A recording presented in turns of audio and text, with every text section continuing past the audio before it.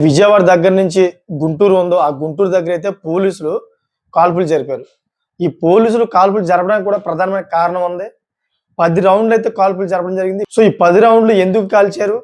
అసలు ఏమిటి అనే విషయాలు పూర్తిగా చెప్తాను. ఈ విషయాలు విన్న తర్వాత 100% మీకు గుండెల్లో రైలు పరిగెడతాయన్నమాట. ఎందుకంటే అటువంటి సిట్యుయేషన్ అక్కడ పోలీసులకి ఎదురైంది. అందుకే వాళ్ళు కాల్చడం జరిగింది.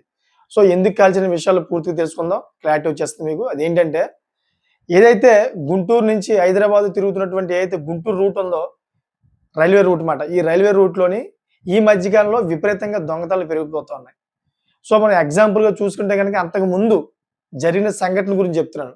ఒక ట్రైన్‌ని ఏదైతే 2 గంటలు ఆ సమయాన్ని అందరూ గాఢ నిద్రలో ఉన్నటువంటి సమయాన్ని దొంగలు ఎక్కి ఆ ట్రైను చైన్ లాగడం వల్ల ట్రైన్ అయితే స్లో అయిపోయింది. స్లో అవుతున్న సమయంలోని మొత్తం ప్రయాణికులందరిని కూడా భయభ్రాంతులకు గురిచేసి వాళ్ళ దగ్గర నుంచి చాలా మొత్తంలో అయితే బంగారం, అదేవిధంగా నగదు దోచుకొని పోయారు.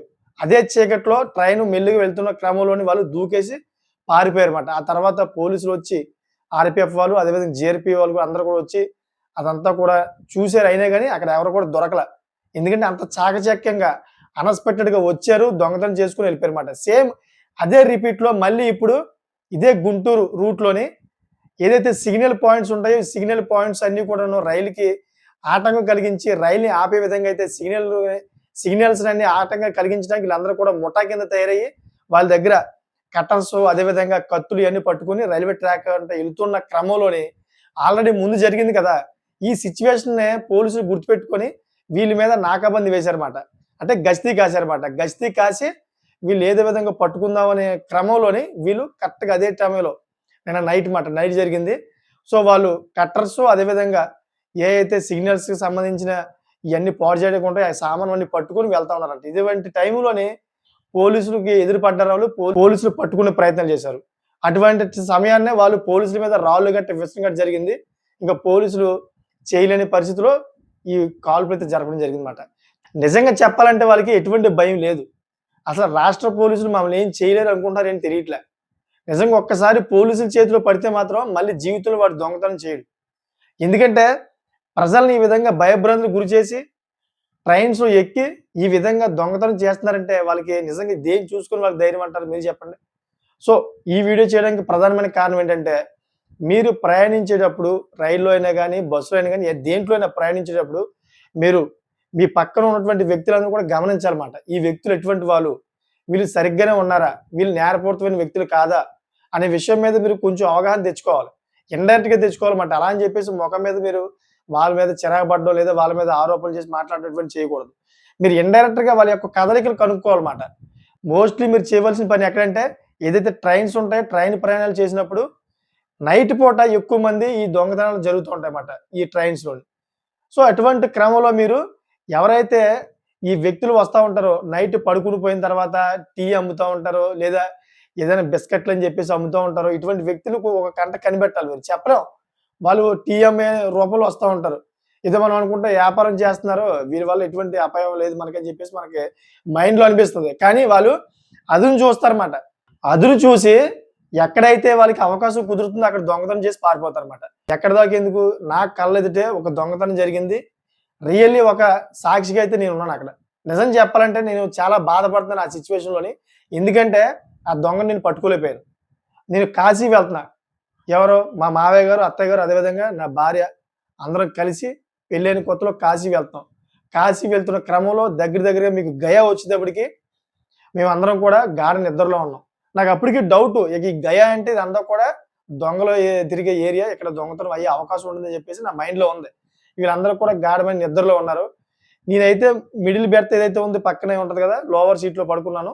ఏదైతే విండో సీట్ ఉంటుందో విండో సీటు అదేవిధంగా డోర్ పక్కనే మా ఏరియా వచ్చింది. విండో సీట్ మీద ఒక తెలుగావిడ, ఒక పెద్దావిడ పాపం ఆవిడ పడుకుంది. నిలువుగా పడుకుంది. పడుకుంటే చీరైతే పక్కకొచ్చింది. బంగారం అంతా కూడా కనిపిస్తుంది ఓపెన్‌గా. సో, అతను టీ అమ్ముకోవడానికి వచ్చాడన్నమాట. ఏదో వ్యాపారం చేసుకునే వ్యక్తిలో అయితే నమ్మించి టీ అమ్ముకోవడానికి వచ్చాడు. కరెక్ట్‌గా తెల్లవారు గట్ల 4 గంటలకు వచ్చాడతను. 4 గంటలకు వచ్చి ఒకేసారి అమాంతంగా ఆవిడ యొక్క ఏదైతే మంగళసూత్రం, చైను ఈ నల్లపూసలున్నాయో పట్టుకునేలాగా పీక్కొని ఒకేసారి జంప్ చేసాడన్నమాట. ఇంకా ఆవిడ ఎప్పుడైతే గట్టిగా అరిచిందో ఏమన్నా రియాక్ట్ అయ్యి నేను అతన్ని పట్టుకోపోయాను. అతను ఎస్కేప్ అయిపోయాడు. నేను చేయలేని పరిస్థితి అయిపోయిందన్నమాట. అంటే ఆళ్ళు చాకచక్యంగా దొంగతనం చేసి ఎస్కేప్ అయిపోతూ ఉంటారన్నమాట. అందుకనే మీరు ట్రైన్ ఎక్కినప్పుడు ఏదో ఇంట్లో పడుకున్నట్టు చాలా సాదాసీదాగా ఏమీ మీకు బాధ లేనట్టుగా మీరు పడుకొని హ్యాపీగా ఉన్నారనుకోండి, ఇటువంటి దొంగతనాలు అవుతాయి. అందుకని మీరు నైట్ పూట 100% మీరు ఒక కంట కనిపెడతా ఉండాలన్నమాట. ఇటువంటి ప్రమాదాలు జరిగే ఉంటాయి కాబట్టి. సో, ఎందుకంటే వ్యక్తులు అటు ఇటు తిరుగుతా ఉంటారు. నైటు కరెక్ట్‌గా 2 తర్వాత ఎవరు తిరగమాట. మాక్సిమం టీటీ కూడా రాడక్కడికి. ఎందుకంటే అందరూ పడుకొని ఉంటారు కాబట్టి ఎవరిని డిస్టర్బ్ చేయకూడదని చెప్పేసి టీటీ కూడా రాడు. అటువంటి క్రమంలోని 2 గంటల తర్వాత వీళ్ళు పథకం ప్లానింగ్ అంతా కూడా ప్రారంభిస్తారు. ఆ సమయంలోని ఎవరిదైనా గోల్డ్ బయటికి కనిపించినా, ఆ డోర్ పక్కన ఉన్నటువంటి వ్యక్తులు ఎవరైనా ఉన్నా గాని, ఒకేసారి గోల్డ్ లాక్కొని పారిపోతారన్నమాట. ఎస్కేప్ అవుతారు. ఇప్పుడు చెప్పేదేంటంటే, మన ఆంధ్రప్రదేశ్‌లో అది కూడా గుంటూరు రూట్‌లో ఏదైతే ఉందో, ఈ దొంగతనాలు బాగా ఎక్కువైపోయాయన్నమాట. దీని గురించి అయితే పోలీసులు నిఘా పెట్టారు. సో, ఈ నిఘాలోని నిన్న రాత్రైతే ఈ ముఠానైతే పట్టుకోబోయే క్రమంలో అయితే కాల్పులు జరపడం జరిగింది. సో, వాళ్ళందరిని కూడా పట్టుకునే ప్రయత్నాలు చేస్తున్నారు. మొత్తం వాళ్ళు టీమ్‌ల కింద విడిపోయారు పోలీసులందరూ. వాళ్ళందరూ పట్టుకునే క్రమంలో అయితే ఉన్నారన్నమాట. సో, చూసారు కదా! ఈ విధంగా అయితే రైల్వేలో దోపిడీలు ఎక్కువైపోతా ఉన్నాయి. నిజంగా డబ్బు గురించి దేనికైనా తెగిస్తా ఉన్నారన్నమాట. ట్రైను ఎళ్ళే సమయంలోని సిగ్నల్ ఆఫ్ చేస్తే అది ఎంత ప్రమాదం ఒకసారి ఆలోచించండి. ఒక రూట్‌లోని ఎళ్ళే సిగ్నల్‌ని ఈళ్ళు ఆఫ్ చేసేస్తున్నారు. ఎనకాల ఈ ట్రైన్ ఎనకాల వచ్చే ట్రైన్ ఏదైతే ఉందో దానికి సిగ్నల్ కన్‌ఫ్యూజ్ అవుద్దిమాట. ఎందుకంటే ఈ ట్రైన్ ఆల్రెడీ ఇక్కడ ఆగిపోద్ది. అటు నుంచి వచ్చే ట్రైన్‌కి తెలీదు ఇక్కడ ఆగిందని చెప్పి. ఈ ప్రమాదాలు జరుగుతాయా లేదా? ఈళ్ళు దొంగతనం గురించి కొన్ని వందల మంది ప్రాణాలు పోతాయి. ఎందుకంటే ట్రైన్ గుద్దుకుందంటే ఎంత పెద్ద ప్రమాదం అవుద్ది. ఒకసారి ఆలోచించాలి కదా! ఈ దొంగతనాలు చేస్తూ ఓన్లీ డబ్బే కావాలనుకుంటారు గానీ, ఈ దొంగతనం చేసినప్పుడు ఈ ట్రైన్ యాక్సిడెంట్ వల్ల కొన్ని వందల మంది, కొన్ని వేల మంది చనిపోతారని గ్రహించలేకపోతున్నారు దొంగలు. ఈ దొంగలు ఇటువంటి తప్పులకు పాల్పడితే గనక ఏదైతే సిగ్నల్స్ ట్రేస్ చేసి సిగ్నల్స్‌ని డిస్టర్బ్ చేసే పనిలో పడితే మాత్రం షూట్ ఔట్ చేస్తామని పోలీసులు హెచ్చరించారు ఆల్రెడీ. అటువంటి వ్యక్తులు ఎవరైనా ఉంటే మాకు పట్టుబడితే మాత్రం 100% కాల్చేస్తామని చెప్పేసి భయపెట్టారు. అందరూ కూడా హెచ్చరించారు. అయినా గాని దొంగలు తగ్గట్ల. మరి ఏం చూసుకొని వాళ్ళ ధైర్యం నాకు అర్థం అవ్వట్లేదు. మరీ ఇంత దారుణానికి తెగబడిపోతున్నారు అక్కడ ఉన్నటువంటి దొంగలు. సో, ఈ ముఠా అంతా కూడా ఎక్కడి నుంచి వచ్చింది? అసలు మన ఆంధ్ర వాళ్ళకి సంబంధించిన వాళ్ళా? లేక ఇతర రాష్ట్రాల నుంచి వచ్చి ఇటువంటి పనులు చేస్తున్నారా అనే విషయం మీద అయితే వీళ్ళు ఎంక్వైరీ చేస్తున్నారు. మొత్తం తనిఖీలు చేస్తున్నారు. మొత్తం మీదైతే పట్టుబడతారు. 100% పట్టుబడతారు. ఎందుకంటే వదిలే ప్రసక్తే లేదు. ఎందుకంటే చాలా పెద్ద ప్రమాదం క్రియేట్ చేసే పనిలో ఉన్నారు. ఈ దొంగతనం అనుకుంటే మన పొరపాటు. దొంగతనం వెనకాల చాలా పెద్ద పొరపాటు జరుగుద్ది. ఎందుకంటే వీళ్ళు సిగ్నల్‌ని ఆపేసి ఒక ట్రైన్ అక్కడ స్లో చేసేస్తున్నారు. ఎనకాల నుంచి వచ్చే ట్రైన్‌కి డిస్టర్బ్ అవుద్ది. ఈ 2 ట్రైన్‌లు గుద్దుకుంటే ఎంత పెద్ద అవుద్దో ఒకసారి ఆలోచించండి మీరు. వాళ్ళకి దొంగలు తెలియట్లేదేమో. ఈళ్ళు చేసే దొంగతనం ఎనకాల ఎంత పెద్ద భారీ ప్రమాదం ఉందో ఒకసారి ఆలోచించండి. కొన్ని వేల మంది ప్రాణాలు పోయే అవకాశం ఉంది. దయచేసి అందుకే ప్రతి ఒక్కరు కూడా ట్రైన్‌లో ప్రయాణించే ప్రతి ఒక్కరు కూడా గమనించండి.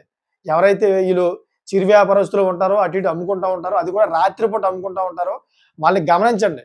వాళ్ళని గమనించి ఒకవేళ మీకు అనుమానం వస్తే పక్కనే ఉన్నటువంటి ఎవరైతే ఆర్‌పీఎఫ్ ఉంటారో, జీఆర్‌పీఎఫ్ సిబ్బంది ఉంటుందో వాళ్ళందరికి కూడా మీరు ఇంటిమేషన్ చేయండి. ఇంటిమేషన్ చేయడం వల్ల ఈ వ్యక్తుల్ని పట్టుకునే అవకాశం ఉంటుంది. ఇటువంటి క్రైమ్ తగ్గించే అవకాశం ఉంటుందన్నమాట. మనం అలర్ట్‌గా లేకపోతే గనుక దొంగలు అలర్ట్ అయిపోతారు. మనం అలర్ట్‌గా ఉండాలి. మనం అలర్ట్‌గా ఉంటేనే దొంగలు అలర్ట్ అవ్వలేరు. దొంగలు అలర్ట్ అవ్వకుండా దొరికిపోతారన్నమాట. అందుకనే. చూసారు కదా! ఈ వీడియో మీద మంచి కామెంట్ చేయండి. ఈ కామెంట్ ఎలా ఉండాలంటే 10 మందికి ఉపయోగపడేలా ఉండాలి. వాళ్ళు తగు జాగ్రత్తలు పడేలా ఉండాలన్నమాట. అంతేగాని చాలామంది నన్ను ప్రశ్నిస్తున్నారు. నేను మీ అందరి జాగ్రత్త కోసం నేను వీడియో చేస్తుంటే నన్ను ప్రశ్నిస్తున్నారు. మీరు ఎక్కడ చూసారు? ఎప్పుడు జరిగింది? మీరెళ్లి చూడండబ్బా! న్యూస్‌లోకెళ్ళి చూడండి. గూగుల్‌లో సెర్చ్ చేయండి. నేను చెప్పిన న్యూసు వస్తది. నేను ఏ న్యూసు రాకంటే క్రియేట్ చేసి చెప్పను కదా నేను. అలా చెప్పే అవసరం నాకేముంది? జరిగిన సంఘటన అది న్యూస్‌లో వస్తే దాని ఆధారాన్ని బట్టి నేను మీ అందరికి జాగ్రత్తలు చెప్తా ఉంటాను. అంతేగాని నేను సొంతంగా క్రియేట్ చేసి చెప్పేసింది కాదిది. సో, చూసారు కదా! ఇటువంటి లేటెస్ట్ ఇన్ఫర్మేషన్ కోసం నా ఛానెల్ సబ్స్క్రైబ్ చేసుకోండి. Thanks for watching friends.